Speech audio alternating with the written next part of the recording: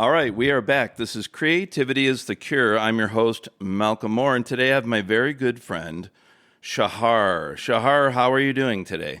I am very well, thank you, and very happy to be with you at last. So great to talk to you again. It's been a long time. Now, you are talking to me from very, very far away. I'm in Palmdale, California, in the desert. Where are you today, Shachar? I'm in Israel, in the lower Galilee of Israel, something like 40 minutes from the Sea of Galilee, in a small village called Ma'ale Zvia. Yes, and now you know that I was in Israel once, and I quickly found out that the Sea of Galilee, are you ready for this, is actually a lake. Is that true? It's a lake, and some of your rivers actually are bigger than our lake. And I think I remember I took a boat across it and we stopped and ate at a place called Peter's Fish. Is that still around? Oh, I can't tell you about that. I don't know. Yeah. I hope so for them. Yeah. There's a lot of restaurants around here. Yeah, I hope to get back, especially to see your place. So let me tell everybody who you are. Shachar Bergman, founder and CEO of Kandu Percussion. Apart from being a talented musician, he is also involved in the construction of musical instruments, especially guitars, basses, and what we're going to talk about today, cajons. So let's talk about how we know each other. Do you realize, Shachar, that next year we will have known each other for 10 years? Yeah, I was trying to figure it out. Yeah, because there's the video of me at the NAMM show playing Kandu in 2017. That's amazing. And the way we got to know each other is a mutual friend, my good friend Martin Ditcham, who, if you don't know who he is the percussionist and co-songwriter with Sharabi. He introduced us. There's a lot of things that we've done together over the years. So one thing I was doing is I had my own live family puppet show with Henson Puppeteers. And when we started doing tests for videos to see how it looked, I couldn't play the cajon because if you think about puppets, we have to film from the waist up because the puppeteer is under the puppet if we want the puppet to be at my sight line. So I reached out to you guys. I was like, what am I going to do? And you guys sent me 2 wearable drums, really fun drums called a kitak and a mashbox. And it was perfect because I could play it on my chest and we could see the puppets very well. So not only that, when you guys first sent me cajons, I started playing live around LA with bands. I also was a teacher at an elementary school, and we use those for all our performances. I find them to be brilliant for young students because they're easy and fun to play and sing along. Yeah, go ahead. I just said thank you. So far, I'm just blushing from all the compliments. Well, and then for many years, I was teaching teachers how to do music medicine drum circles in Joshua Tree with my friend Christine Stevens. And so we started getting the word around the whole world about how amazing these are.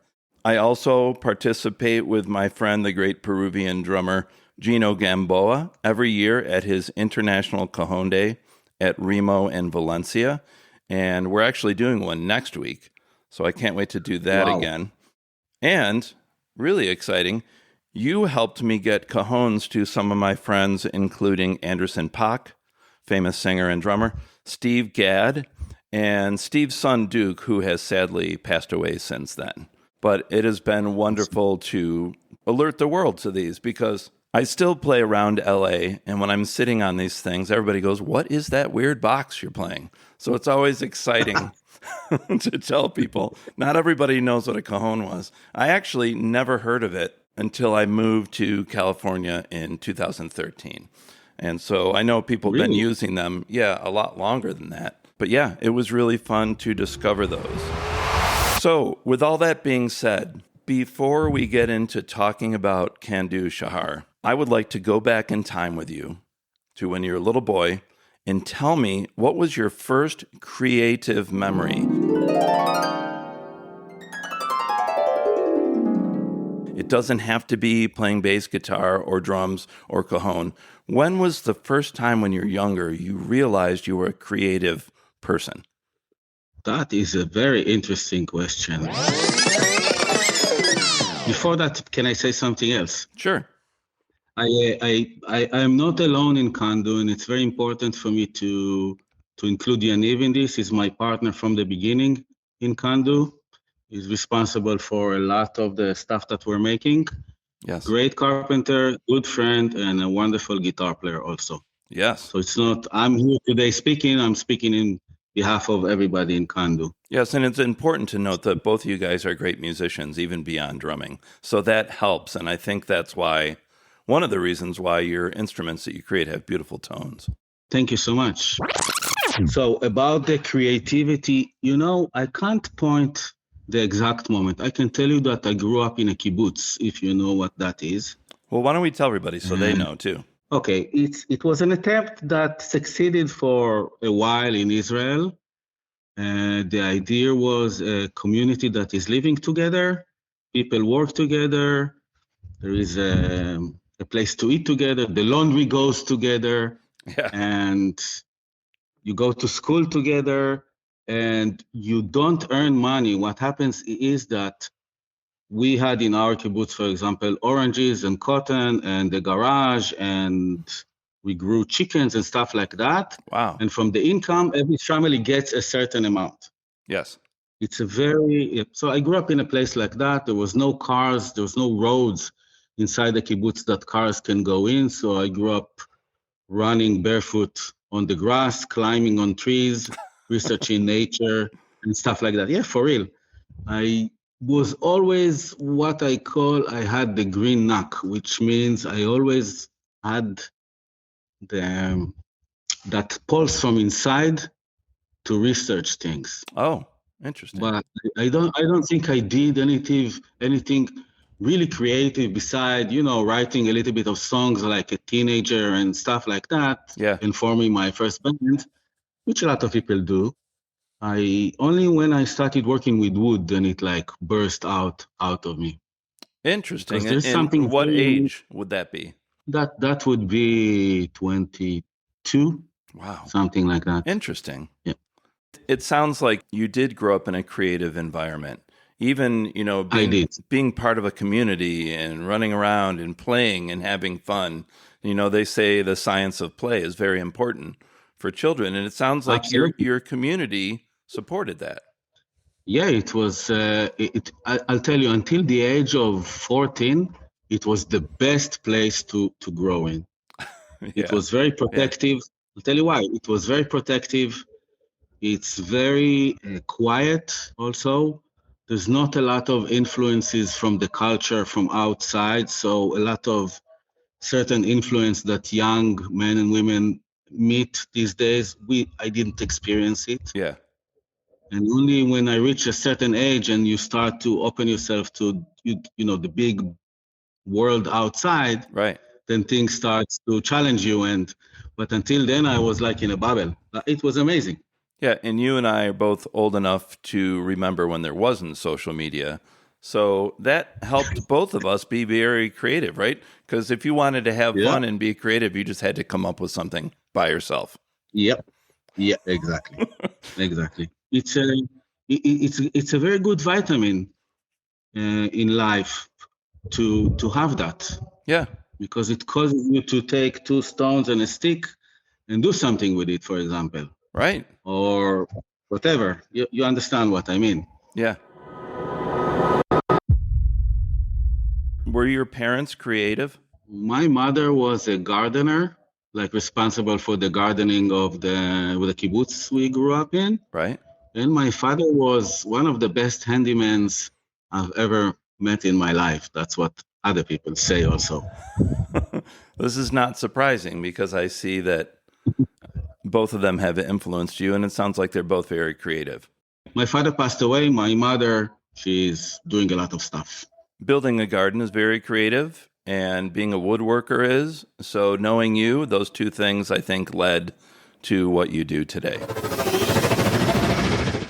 Do you think creativity could be implemented in curing people, or at least helping people with mental health struggles like depression, anxiety? What has your experience been perceiving that or within yourself? First of all, absolutely yes.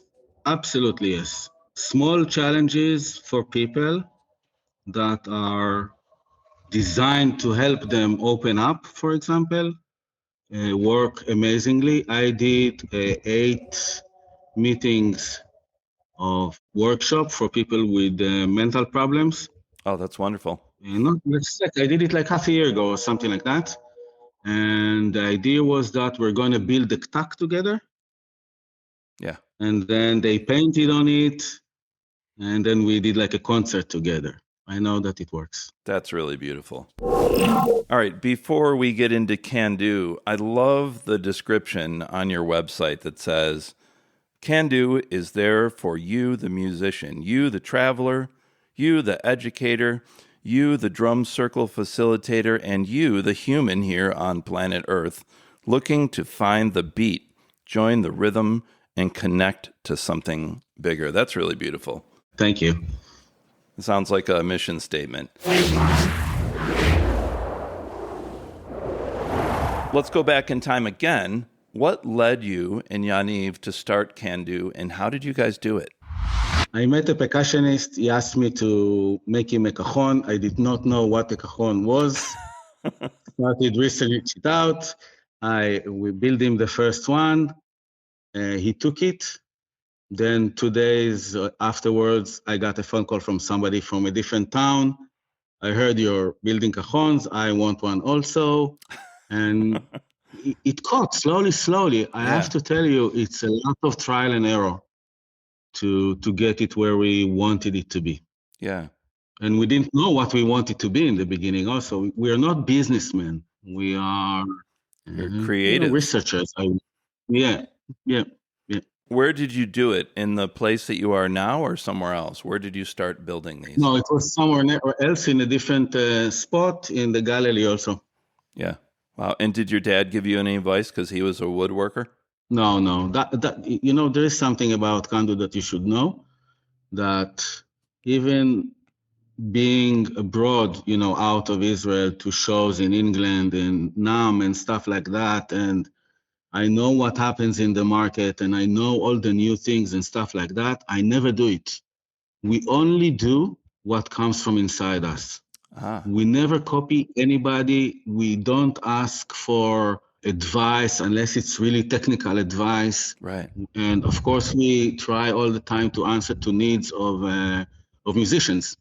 Right. A lot of our stuff was born because somebody came and asked for something, and we started researching it, and eventually something came out of it. That's really beautiful. I know a little bit about the history of the cajon. If people don't know, originally it comes from a sad story of slaves being brought from Africa and taken to Peru. And these wonderful people and musicians didn't have their drums. So they started to make cajons out of shipping crates, right? And they became popular.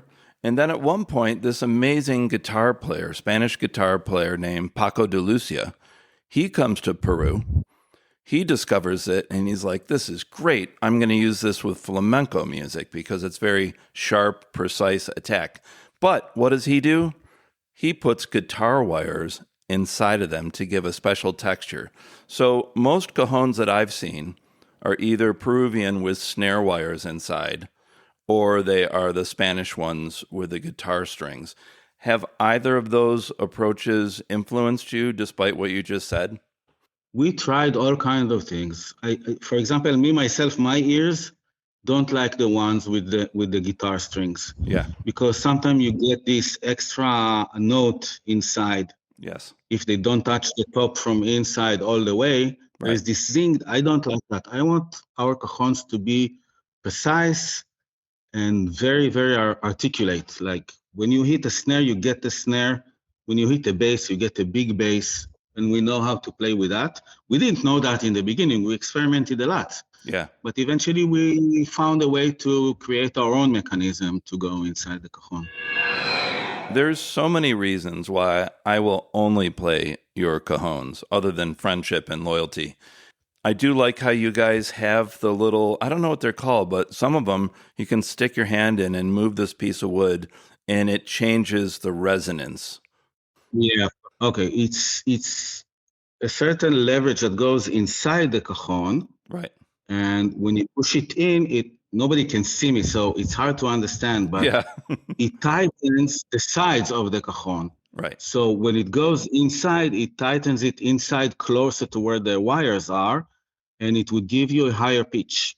Right. And when you will take it back, it releases it, and it would give you a lower pitch. It's beautiful. I really love that part. And let me tell some people there that are as old as me. I'm 56, and I noticed in my 40s, I started getting inflammation in my hands, which is scary being a drummer.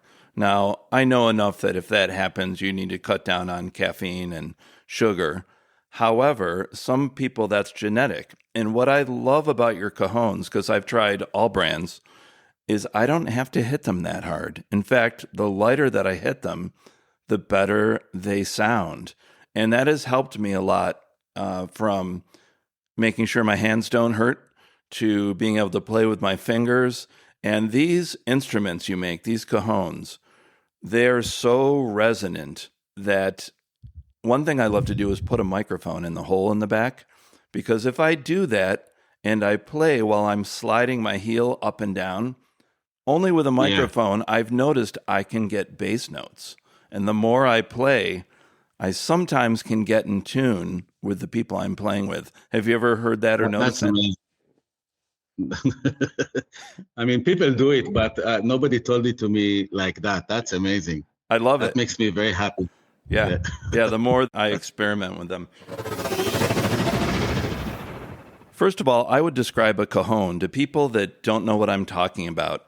It is a box that you sit on. So first of all, you can play the drums without bringing your drum throne. You sit on the box, play with your two hands. I have been trained by Gino to learn Peruvian rhythms. However, in most cases in LA, I'm playing pop music or R&B or any kind of thing like that. I have learned to make your cajon sound like a drum set. And so it's really like a drum set in a box. There's two basic notes to a drum kit anyway. It's the bass and the snare. Right. And this is what you have inside the cajon. It's so simple, so intuitive. It's there all the time. Yeah. I've spent a lot of my career as an educator and a behaviorist helping special needs, or as they say today, neurodivergent students. So you might have a student with autism or Tourette syndrome, things like that make life a little more difficult for them. However, when I get one of these kids on one of your cajones, I get them to start playing, and then I ask them to sing at the same time. And something that is most wonderful about that experience, if they have involuntary tics, shouting out, or physical spasms or things like that, it all goes away. So not only are they having fun, it's healing them, and they get a break from the trauma of not being able to control some of their behaviors. So I feel like your instruments have healed people as well. Wow, wow. I'm blushing more now. Yeah, it's really amazing. And that is amazing. So I have a question for you. Yes. If I may. So did you notice over time that the healing holds? Absolutely. See what I'm asking? Absolutely. Like their life get better for a long run? See what I'm... Yeah. I'll tell you why, because it builds confidence. I won't name them, but I know a couple very famous singers that you would never know they have a really difficult, terrible stutter. But you've seen this before. They get up and sing, and you would have no idea, right? There's something about being creative and performing that you get a break from everything that you're struggling with. I have clinical depression. I'm on medication for that. But when I play your drums, I forget all about that. I always feel better after. It's cathartic. It's just totally amazing.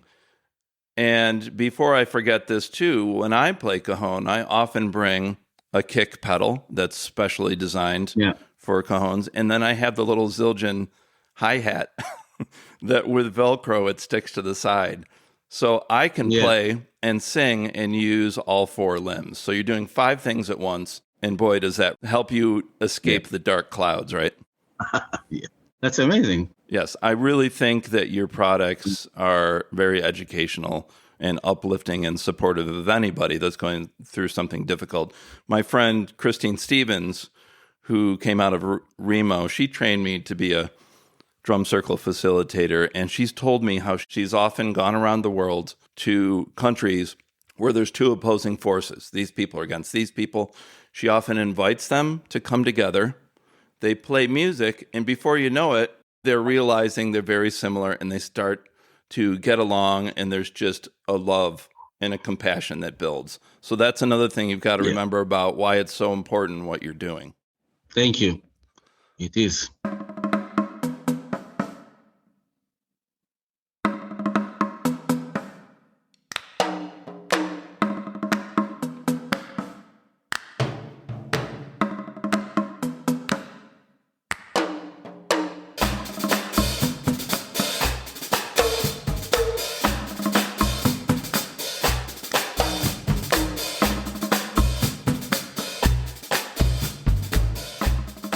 One of my favorite things, I've already kind of talked about it. Now, I've put together a drum set of the different products that I own of yours, but you guys have invented a Kandu drum set, right? With really deep, long shells. Can you tell me a little bit about the drum kit and what kind of hardware you use to hold it together?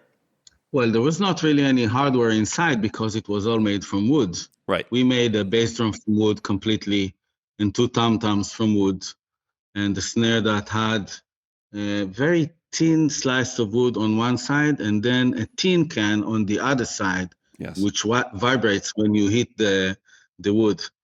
And I don't know what hardware we put because we work with wood, so I can't say about that. I think what I'm trying to ask, though, is I've never seen this one in person, but I've seen the photos where you have a bass drum and some toms and snares, and some of them are suspended with metal hardware like you might use for tom-toms on a regular acoustic drum set. For me, I put one together by sitting on the cajon, and then some of yours that are like toms, I have them on snare stands. So how have you put them together by experimenting? What are some things that work? One of the most important things about this whole thing of sound is the quality, the thickness, and the resonance of the part that you hit on. Right. A lot of it is there. So I'll ask you a question. If I put a very thin piece of wood on the cajon as the top, am I going to get a higher pitch or a lower pitch? If you put a thin part, I would say, I would guess lower. You're absolutely right. Because it can vibrate more. Yes. You see? Yeah. Okay, so this is one of the ways to design sounds. Right. By using the material that, if it's thicker, you'll get a higher pitch and less resonance. Ding! Right. Or a lower note, depends. So this is how we play with coming out with sounds. Right. Remember, we are carpenters, so we don't do it on a computer. We need actually to glue like 10 pieces and to write on it, this is 0.5, this is 1.2, this is Yeah. And then our ears get confused. So we need to go home, come back again, try it again, eliminate the ones that we don't like. We stay with 2 or 3, and then we kind of figure out which one we like the most. And this is how it goes. And it can take months sometimes. Yeah, I just got to put this out there. Carpenters in Israel. I'll leave that there. So your cajons, I forgot to say, they're so sensitive that what I often do, if I'm playing with an acoustic band and I don't want to get too loud, I play with brushes. I love the sound of brushes, either using brushes or I'll often play on the cajon with my right hand and then shakers, like little egg shakers in my left hand. Yeah. You can really build a big resonant sound like you're on a drum set, but it's going to sound very unique. When I did the theme song to my kids' show, I played your cajons on that, but it's funny because I used some really sharp sounding ones and they sound like military snare drums. So what I'm saying is your drums are very versatile too. Deep inside a lighthouse on the shore of the sea is a happy, happy place called Mr. Malcolm's Music Factory. I'm Mr. Malcolm and I'll show you around. We'll play all kinds of instruments, make beautiful sounds. I'm Lord Plumbroomstick. I keep things in line. But if you need a friend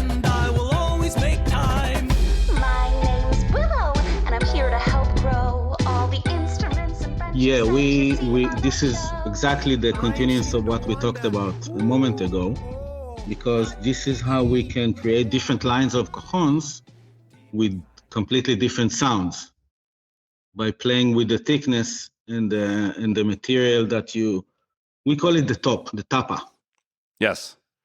with that part. Right. So that's how we do it. And then obviously we have the mechanism inside that we can decide if we want it to be a complete separation between the bass and the snare, or do we want it to be with more snare in the bass without compromising the quality of the bass.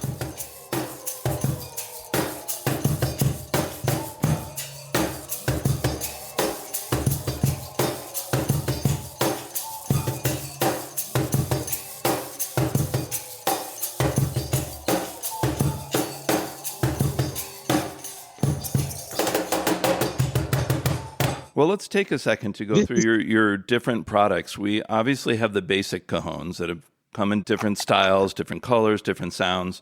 I love that you have the little cajon for the little kids, because I'm a drum teacher, and when I get really young kids that are like 4 and 5, their feet can't reach the ground.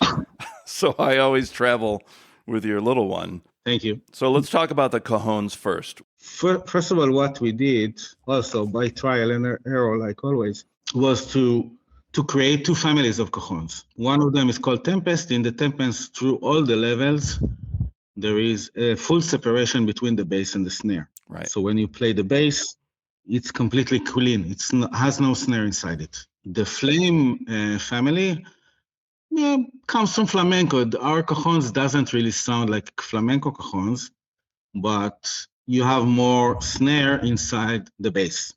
Right. That's the two families. And inside that, you can choose colors. So obviously the price is different, and adjustable legs. And then we have different veneers that also change the sound of the cajon. And, this is how it goes. And by the way, it takes a long time to decide that something is good enough to be a model. Luckily, we have a lot of very good players, such as yourself, for example, here in Israel. Yeah. That we can always send them stuff and ask them what they think. And we know that they will tell us the truth. Right. I liked it, I didn't like it, the sound is like this, like that. So we learn from that. Now, most of your cajons are the same size and dimensions, but I remember you guys did a wonderful thing for me. You sent me one that was extra tall because I am 6'2", and I was a lot more comfortable playing on that size. So what's the basic size, and what's the bigger one that you sent me? Could you tell me the rough dimensions? The normal cajon is 47 centimeters. Right. And the one that you have is like 53, I think. I don't remember. Yeah. And there is a difference because, the longer it is, the more vibrant it is. So you have to find a way to control better the snares inside it so they won't become not musical. Because if they're too loose, right, you get a sound that is not musical, at least to my taste. Right. So the idea is also, it's the height of a chair. So it should be comfortable to sit on when your knees are not too low or too high from the rest of your body. Right. See what I mean? Yeah, like you're sitting at a piano. I found them to be similar to that. Yeah. So let's talk about some of the fun other models. I mean, here I'm lucky to have I think I'm saying this right, a kahanga, a kabanga, a kitak, a mashbox. I do have, what's the shaker one called? Clever shaker. Clever shaker. And then you just sent me a brand new one that I'm flipping out about. I think it's called the Zellbox, right? Yeah, the Zillbox. The Zillbox. No, so tell me a little bit about each of one of these that I've mentioned. Okay, so, this is like a kitchen, actually. And it's a custom kitchen. Yeah. This is what happens. Somebody comes and says, look, I need a small one that can tie on it so I can dance with it. Yeah. And we come and say, wow, that is like a good challenge. That is something that I would like to try to do. Yeah. And this is how it starts. This is how things get born here, around here. Usually it's like a need from a player. This is how we did the ktak, because the ktak, for example, it's got one side with snare and one side without snare. Right. In the beginning, we were approached by a very good percussionist here in the Galilee. He wanted a snare that would be very ethnic in nature. Yes. Something different from a drum kit snare that we all know. Right. And so we started to experiment it with size and woods and stuff like that. Eventually, we got to this small round drum, and we looked at it and we said, it's not what he asked for, but it's really cool. What do we do with it? And then we said, oh God, we need to put straps on it. Yeah. And then it happened. Yeah. And this is how this stuff works all the time until today. And when I use that one, whether I use a Kitak or a Mashbox or the New Zeal, I love it because not only does it sound good, but you can flip it backwards and there's a different sound. It's often either snare and no snare or higher, lower pitch. Exactly. Because the moment we understood that the thickness changes the pitch, then it's a whole new world of games to play. Right. And I was always playing it strapped around my chest so I could walk around or lead music groups. But I saw a video that you guys posted of someone had it on their lap and it was strapped around their legs. And I've done that now too. Yeah. That's another fun way to play it. I had people send videos to me playing it on the wheel of their car. So I can't recommend that. Yeah. Pull over first. As long as you're safe, go ahead, enjoy. I'm looking at your website. I love the beginning where it goes through a slideshow. I'm looking at the Clever Shaker. I want to know about that, how it's a shaker, but then why are those little dots, those little holes on the side? There is a concept that, first of all, it's something to do with the aesthetic, because we tried it without. Doesn't sound the same. Yeah. So I guess the movement of air from inside needs also to come out. Right. It's not a classical guitar, so it adds. I'll tell you something. Something I learned about aesthetics. Aesthetics is almost science. It has to be aesthetic, and it answers certain needs of people, and my own also. If you give me something that's supposed to be acoustically musical, right, and it doesn't answer a certain aesthetic need that I have, I can't play it. Right. Absolutely. See what I mean? Yeah. So part of the design is also to make it more in the family of acoustic instruments. Yes. And part of it is also to do with the design of sound. I hope I'm answering your question. I'm not sure, but no, this is why there is support there. Well, I'm glad you brought up aesthetics too, because let's not forget that these are not only beautiful sounding drums, but beautiful looking drums. I mean, if you think about when Steve Jobs invented the Macs and the iMacs and all these things, it is important for aesthetics to have sleek beauty to them. They're not, I've seen a lot of Cajons that are just a box, and not only do they sound terrible, they just look awful. But every one of yours has a beautiful design, vibrant colors, and if I remember correctly, can somebody order a custom Cajon and have their name or their logo put on it? Yeah, of course. Wow. Of course, we've done it in the past. Yeah. Send us a mail, that's all we need. Right. Okay, let's talk about the kabanga and the kahanga. So it's going into the kitchen and saying, okay, let's do something new today. What are we going to do? Oh, okay. So, the Middle East has a lot of what we call darbuka. I don't know how you call it in... No, same thing over here, darbuka. Okay. So we experimented with that, and we got to the kahonga and the kabonga. The difference is that the kahonga is smaller. It's got a snare wire inside, so it's a very funky sound. Yeah. Very interesting drum. And the kabonga is bigger. That's more like a Afro-Cuban vibe. Right, and those, like the one that you guys sent me, I kind of hold it under my arm while I play it, like I might do a talking drum or a djembe or a darbuka, right? You hold it under your left or right arm, and then you play it with the other one. Yeah, or you hold it between your knees. Right. A lot of people do it that way. Right. Yeah. Yeah, and they're both very mobile drums that you can walk around with too. Yeah, or like I said, I've configured some of them into a drum set, so very versatile. Are there any other percussion items that I didn't mention that you guys make?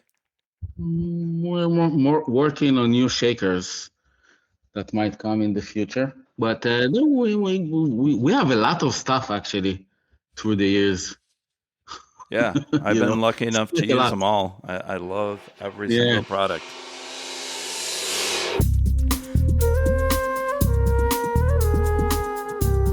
Well, Shachar, a couple things before we go. Can you tell me about your custom basses? I know they're not Kandu, but I have a lot of friends that play bass, and these are equally beautiful and amazingly sounding basses.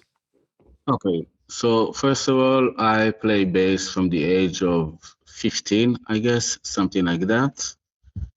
And I started working with wood around the age of 22 when I didn't find anything interesting enough to, study in university. And so I started working with wood. And at some point I decided, okay, I work with wood. I'm pretty good. I play bass. I should be able to build my own bass.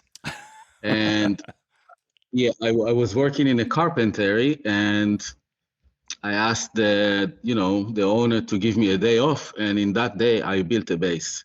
Wow. And it was not comfortable, not beautiful, with a lot of mistakes. And that I understood needs a completely different mindset, because guitars, basses is something else. Right. And so it took me to a long journey of researching a lot of things until I came with my own models. I don't know why, but I was always lucky, because the moment I built a good bass, a few months later I started getting orders. It's all word of mouth kind of a thing. Yeah. And I use a lot of local woods because I call it the green song concept. The idea is that, people 100 years ago, when they built a musical instrument, they used whatever they had. They didn't go to Amazon or eBay and ordered what they needed, right? Right. They had to go into the forest and pick up the wood and dry it and cut it and play with it to see if it's good enough. Right. So I do the same things with woods that grow here.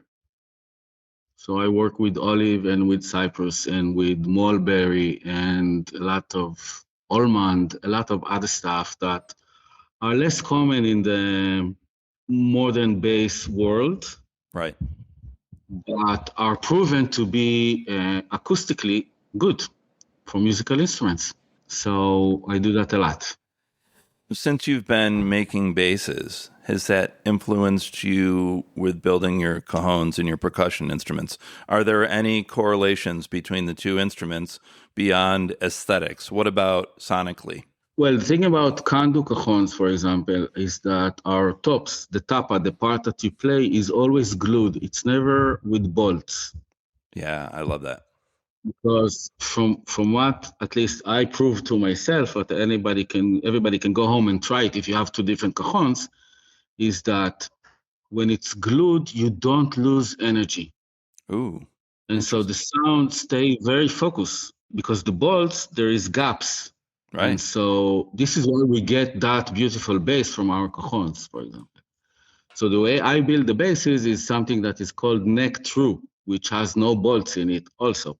Interesting. It's like, that's a concept that I like. That's sonically it proved itself. And so this is the way we do it. How do I pronounce the village you're in? Okay, so first of all, Ma'ale Zvia. So it's called after Zvia Lubetkin, if you're interested. She was in a ghetto of Warsaw, in the ghetto in Warsaw, whilst there was the Holocaust, and she was one of the warriors that actually survived that and managed to come to Israel after the war. Wow. And her story is absolutely amazing. And so this place is named after her.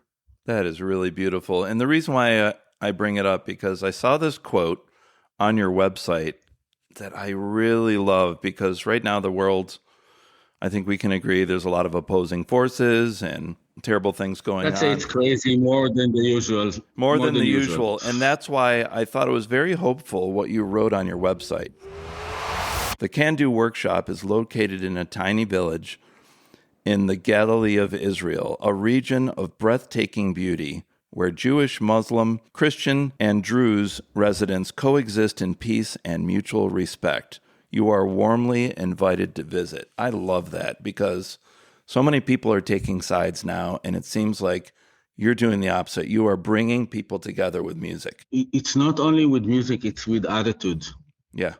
Before the music comes the attitude and the concept of, you're a creature of God. You're here for a certain amount. Do your best, for God's sake. Who cares about politics? Yeah. And what is written there is actually the truth. Forget the news and forget CNN and BBC and Fox and all the rest of that stuff. Because life in Israel is not what you see in the news. I played for like the last 10 years in an ensemble with an Arab Christian from one of the villages here. We performed in all Israel.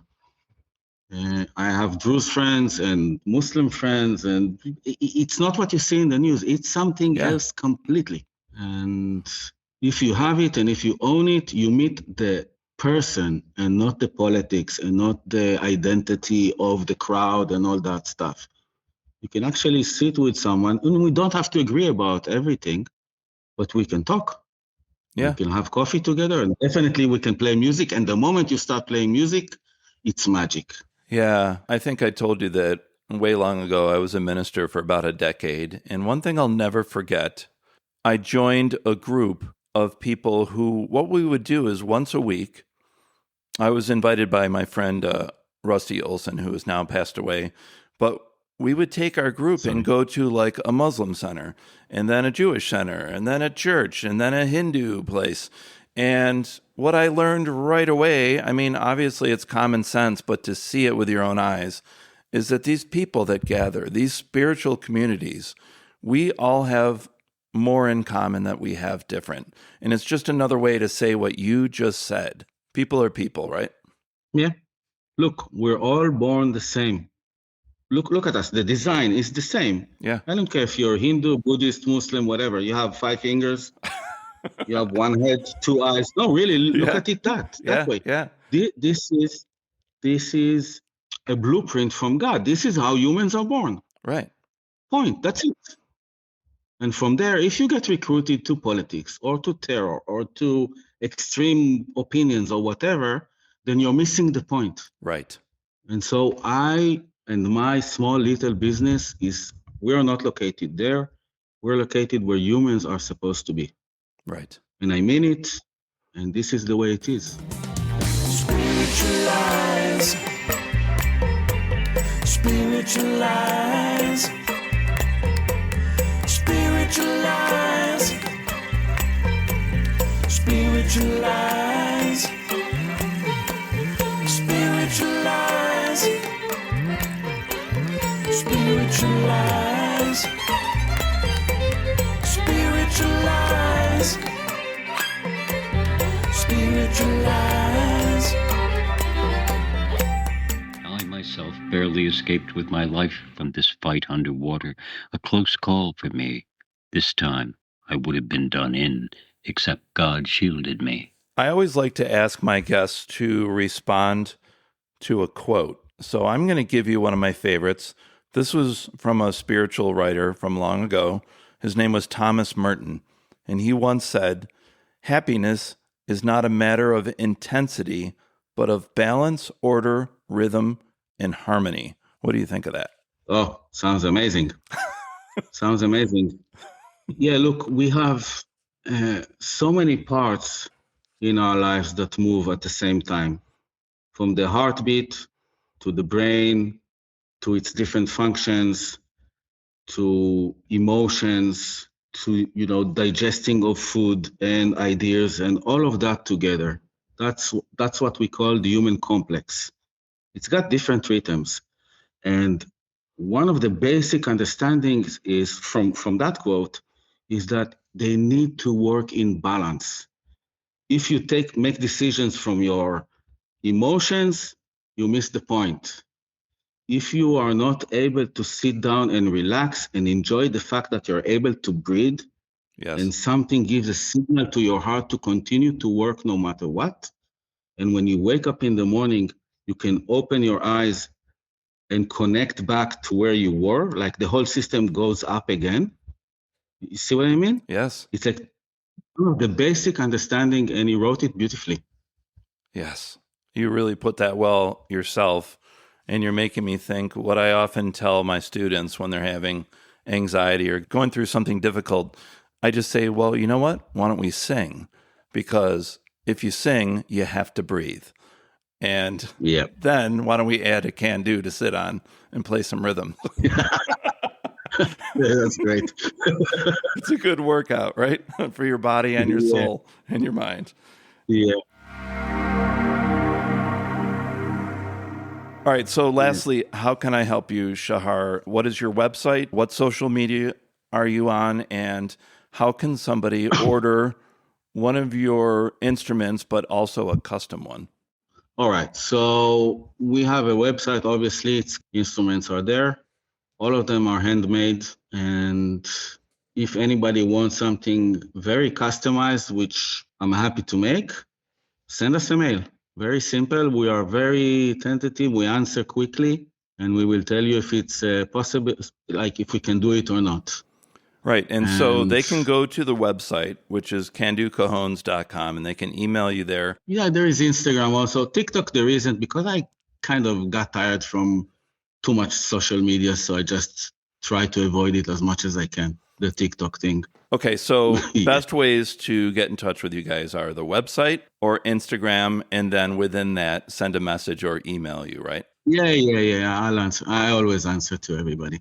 And what about your basses? Do you have a website for that, or what's the best way to check out your bass? I'm working on. There is a website. It's out there, but it's not complete. But I decided to put it out there anyway. It's Bergman basses, and a lot of my stuff is there. That would be amazing if somebody wants a bass. Wow. I'll make some calls. We'll get the word out. I love making them.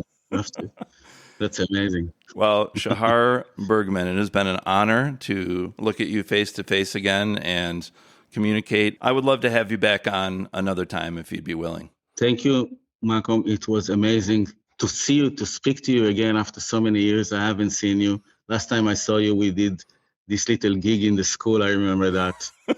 And yeah, that was a good time. To Nam. Thanks very much. Thank you, Malcolm.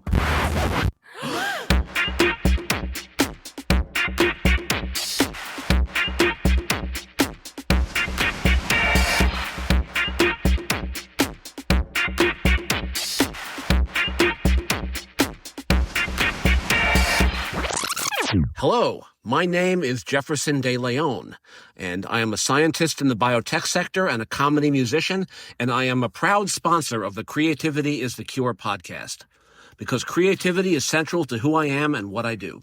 Check out my creations on my website, jeffersondeleone.com. That is JEFFERSONDELEONE.com. If I can go in every day and help 400 kids have a better life or be safe for 8 hours, there's no more spirituality than that. Yeah. Because one of the things that is most important, and you have it, is we're here to give service. Yes. This is part of the godly design of the human, is to give service. And we are different from animals because the human is way more capable than the most clever dolphin or whatever you say. We're different. We're here to give service and to answer certain needs. Yeah. This is why we're here. So if you're sitting on your element, you're at the best place that you can be. Right.